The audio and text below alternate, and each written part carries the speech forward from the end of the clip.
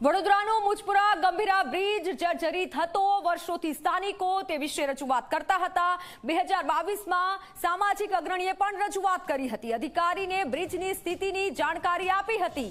અનેક રજૂઆતો કરવા છતાં તંત્ર ઊંઘતું રહ્યું અને આજે આ દિવસ આવ્યો છે।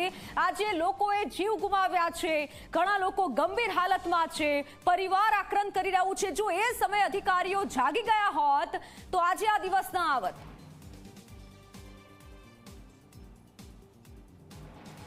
સાહેબ, કેટલા દિવસથી હું તમને ફોન કરું છું, પેલા મુજપુર ગંભીરા જે બ્રિજ છે એ બાબતની વાત કરવા માટે, રજૂઆત કરવા માટે અમારા એક મિત્ર જિલ્લા પંચાયતના સદસ્ય હર્ષદસિંહ પરમારે પણ આપણે લેખિત રજૂઆતો પણ કરી છે અને એ બાબતે આપણે રજૂઆત કરવા માટે કેટલા દિવસથી ફોન કરું છું પણ આપ ફોન ઉઠાવતા નથી। હવે એ બાબતે આખું બ્રિજ એકદમ ખલાસ હાલતમાં છે સાહેબ, આખા બ્રિજની હાલત ખસ્તા છે અને કેટલા બધા દિવસો થઈ ગયા, હજુ કોઈ કામગીરી થઈ જ નથી। તો લોકોનું જીવના જોખમે લોકો જાય છે, તો શું કરવાનું, એનું કંઈક તો કરો। ફરીથી દરખાસ્ત રિમાઇન્ડર આપ્યો કે ભાઈ આ ટ્વીટ તાત્કાલિક અમને નવો કરી આપો, કાયનું સ્ટ્રેન્થનિંગ ચેન્જીસ કરો। કોને તમે મોકલ્યું, કોને મોકલ્યું તમે? મેં મારા એક્સિયનને મોકલી આપ્યું છે ફરીથી। અરે પણ સાહેબ આવું ના હોય, તમે હે